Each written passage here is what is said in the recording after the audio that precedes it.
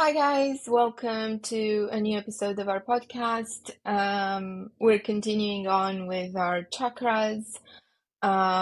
We've made it to the sixth chakra out of seven in total. So this is Ajna, or the third eye chakra, Yes, which indeed. is at your just above your eyes level. Hence the third eye. Um, yeah. Naming there. And we're gonna talk about how you can potentially balance it, what it means not to have it balanced. We're gonna try our best, I guess, because this is more, as we were talking just before starting this episode, Monica. This is more spiritual, let's say, right, than the others. Not that there's always an energy connected to all of them, but um and I think there are still like yoga, let's say flows or asanas that we can use, right, for these, but they're just more spiritual, for lack of a better word, than the others, right?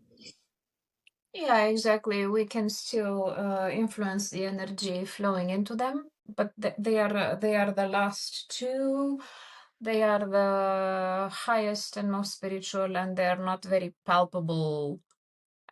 We can't sense them necessarily or talk about them in very trivial terms. So there's no list of things to do to activate them. It's not something that's very concrete or palpable like the modern individual, like the modern human being needs. They're quite out there in a land of far, far away. But going back to Ajna, it is represented as at visual level as a lotus flower having 96 petals. In the New Age and friendlier representations, visual representations, it is envisioned as having the color indigo, purple, mostly, and it is located at the level of in between the eyebrows. And Ajna means the highest of the wheels. Chakra is wheel in Sanskrit, right? So it's the tallest. And it's said that he who meditates upon Ajna Chakra with the gaze placed upon this very spot in between the eyebrows. Um, it is said that one becomes full of elation and ecstasy or supreme state of being, right? It's full, utter, complete happiness. This is what the scriptures, what the yoga books, the traditional ones tell us. Its mantra is Aum. And it is said that he who has this energy center fully opened, they become one with the supreme being, the supreme deities. And in the Hindu tradition, we have the fact that we become one with Brahma and Vishnu and Shiva. They are the holy trinity of the Hindu tradition, so to put it. As you clearly mentioned at the beginning, it's also called the third eye. And this is... Wait, 1 sec. Dăm o secundă, ok? Da, sure. Ieri ești în pantaloni scurți, așa calde acolo? Uh-huh. Cool. Hey, I'm recording. Here's my glass. How are you? Okay.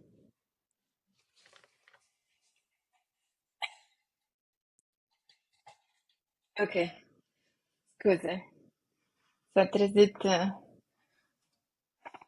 Hi! și era pe aici umbla și nu stai să zic că nu știa unde să... Era, hello! Un pic să pun pe... Nu deranjați. Așa. Eram Așa, nu la mai știu. third eye, nu? Că îi zicem third eye. Nu? Acolo eram. Da, da, ultima propoziție. Oh my God, pe care ai început-o. Aia cred că vrem Yeah. să o continuăm. So, as you mentioned at the beginning, this chakra is also called the third eye, and rightfully so, because it is said that once we have a healthily balanced energy in this area, we see more. Our intuition is fully developed and we can use it to make decision, that gut feeling, right? Or however we like to call it. So we talk about full spiritual awakening here at the level of this chakra. So we become spiritually illuminated. Now, mind you, this is not something that is very accessible to us mortals, right? The audience of our podcast and ourselves are modern, contemporary human beings, having corporate jobs or being at that level, being in a big crowded city, living a normal life, with the regular um, habits, attitudes, and challenges of a modern person. So we don't live in isolation on the top of a mountain, spending our time in meditation throughout, throughout the day, which is why higher spiritual items that yoga books talk about are not very accessible to us. However, it is our duty as persons who are interested about yoga and who have a yoga podcast to spread the word about what's there, right? So what's there is spirituality, the ultimate purpose of yoga, right? So at the level of Ajna Chakra, to go back to it, yes, indeed, we become spiritually illuminated if we have balanced it properly and all the chakras up to it. The coolest thing about balancing the energies at the level of Ajna Chakra properly is that we are able to burn our karma. Karma is a yogic concept, Hindu concept that means that we all know what it means, right? Or we assume we know. It's about having the burden of guilt, the burden of all the questionable, doubtful, bad things or deeds we have done upon our shoulders. And burning the karma means erasing away all of this guilt, all of this tribute that we have to pay to the universe because we've been bad boys or bad girls. So if we balance the energies properly at the level of Ajna Chakra, this helps us redeem, compensate, delete, erase all the bad juju, all the bad karma that we have to pay or to redeem in one way or another. So it's in our best interest, if we are to agree to this, it's in our best interest to really balance things properly at the level of Ajna Chakra. So your entire karma resides in your Ajna Chakra. If for the Romanian audience, we say in Romanian, ce ți-e scris în frunte ți-e pus. What is written in your destiny, what your destiny is, it's here, right here up in your forehead. So it's basically saying literally the same thing that I'm trying to explain. Ajna Chakra is about being lucid, being fully aware, being attentive. It's about clairvoyance. It's about seeing things clearly, and it's about seeing things that are not immediately available to the normal human eye. So it's seeing more than what is palpable and what is being real in front of us, right? That's what we also talk about intuition when we talk about Ajna Chakra. So it's about the mental functions, the thinking functions, the brain, the epiphysis, epiphysa, no. And it's also the other, when we speak about endocrine glands, we also talk about the pituitary gland when we speak about Ajna Chakra. It's associated with it. it's something that becomes quite hard, non-existent. It resorbs itself as we age. So this is the endocrine gland that is at the level of Ajna Chakra. So it's responsible for producing and releasing hormones when we are of a very young age. Hormones that regulate various bodily functions. So when Ajna Chakra is open, balanced, right? It stimulates this pituitary gland, and it leads to optimal hormone production and release into the body. So of course, this balance, this homeostasis, can improve physical health and can bring mental clarity and emotional well-being. So of course when it comes to, it's the reverse when it comes to the blockages or the fact that the energy is not properly balanced at this level. So we have issues at eye level, for instance, sinusitis, sinuses, infections, and whatnot. So everything is the physicality of it is at this level, right, in this area.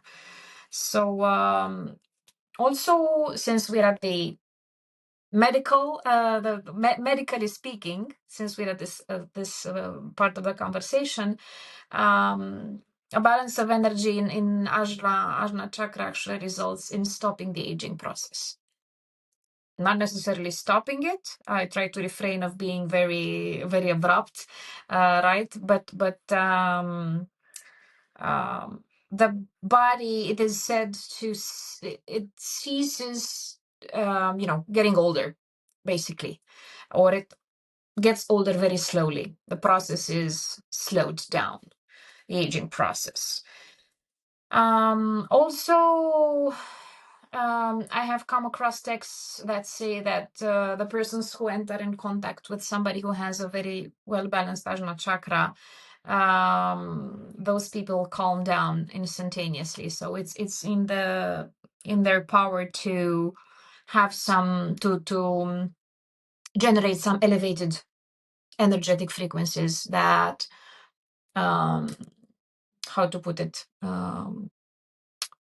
equalize the energy within the room or send out good vibes, if you want to speak in new age modern terms, right? So they are also seen as an epitome of perfection and role models, the really truly purely illuminated persons. Think, for instance, it doesn't really have a correspondent, right, in our day and age, because very few of us are illuminated.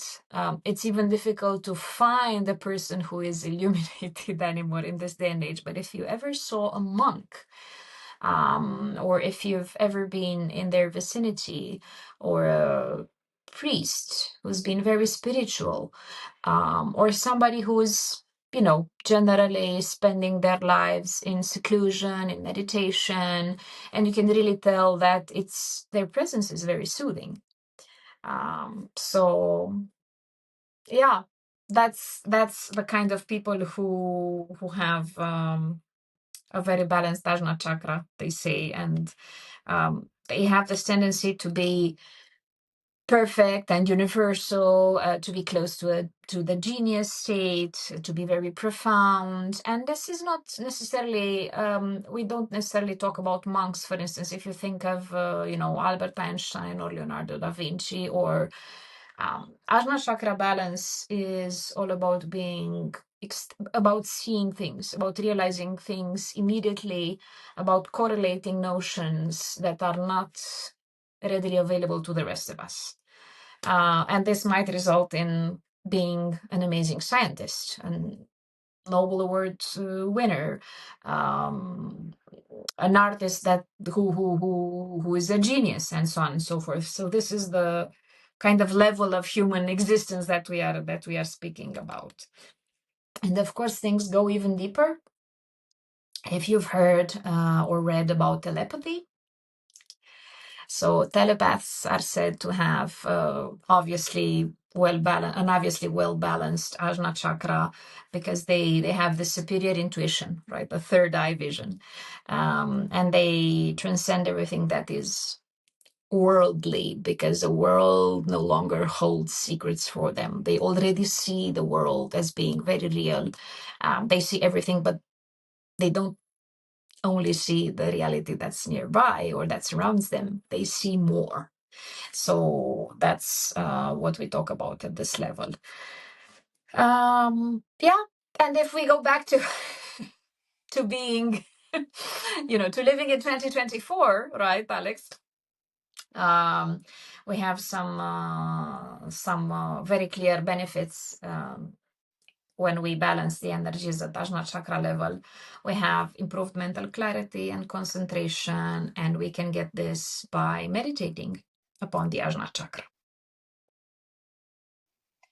I think there's also like different asanas that, let's say, stimulate your third eye, right? That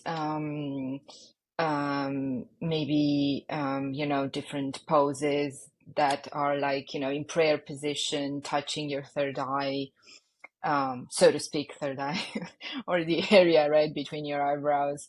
Um, and that could help you on a more, let's say, physical physical level with that, right? Yeah, absolutely. It's a very powerful asana that I like to do a lot. It's that I like to practice a lot. If your knees are healthy, it's okay, and it's advisable. Otherwise, we place a little pillow or blanket in between the buttocks and the heels, and it gets better for the knees. So this is Vajrasana, or diamond pose. So it's basically when we sit on our shins, with the buttocks pressing upon the heels, and the torso is upright, and we have a mudra, or we put the hands in our lap on top of each other, or on our knees facing the sky or the ceiling. And the spine is, of course, straight. So this is Vajrasana. It's a very powerful pose. It's good for it allows us to go into deeper meditation, especially upon Ajna Chakra. It is said to activate Ajna Chakra. It's Balasana, child's pose, that works on Ajna Chakra as well. Well, we all know it. It brings a lot of balance into the body. It's not just a rest pose in between the poses we take when we do a powerful, strong vinyasa session, for instance. It's also something that can be practiced in itself. There's Makarasana, which is crocodile pose, which is laying on your belly with your palms like this on the mat. So this also works on this area. When we do crocodile pose, to properly take care of the hips, we must remember to have the heels outwards and the big toes towards each other as well. Then there's lotus pose. It's Padmasana. Padmasana, the asana around which all yoga asanas revolve. It's said that in the beginning there were only 4 yoga poses, and we would only practice them so that meditation gets easier, because they were supposed to be bodily postures that favored entering the state of meditation. And then modern yoga came and we developed from there. But yeah, Padmasana is one of the basics, right? Also, Utkatasana, chair pose, works on Ajna Chakra. There are a lot of powerful meditations that we can do for Ajna Chakra. The internet is full of them. My humble personal recommendation would be to find somebody who's a good meditation teacher, or at least who's a good yoga teacher that likes to do meditation in their sessions, and enjoy that. It's really helpful when it's a guided meditation. The guided meditation is really a good prop especially for beginners, to take on, rather than trying to practice meditation on our own. Yeah, especially at the beginning. Also, there's this breathing technique that's very common, or at least it is in Romania. It's one of my personal favorites, and for sure you like it as well, as far as I remember, Alex. It's Nageshodhana Pranayama, the alternate nostril breathing. This is really helpful for balancing Ajna Chakra and the energies around the head area. So yeah, we'd better do this because if Ajna Chakra is not properly balanced, if the energies here are not properly balanced, if the energy here is constricted, we might experience um, overthinking, high anxiety, narrow-mindedness, lack of intuition, simply lacking understanding of basic things or correlating things, being analytical, gathering data so we can form an opinion. So that's in very concrete terms, for the for what Ajna Chakra unbalance might entail in the modern world for the modern human. Yeah, and they pretty much all sound familiar, I think, more or less. I think the overthinking is um a trait sometimes. You might be balanced in the third eye chakra and you might still overthink. Maybe. I think It it's might one of the be, modern yeah, curses of the modern world, this and anxiety, I think. So, potentially, yeah. yes. Or the things we can relate to. Anyway. Right. Anything else we want to say before we close this one? Yeah, we can close it. As always, it's not just about just one chakra. It's about, as we always conclude, about practicing yoga holistically and aiming for a practice that balances the entire body with all of its energy centers at all levels. All right. That's our sixth chakra. We have one more left, so stick with us for the next episode as well to find out more about the top one. And thank you so much for tuning in, and we'll see you next time. Bye, guys. Cheers.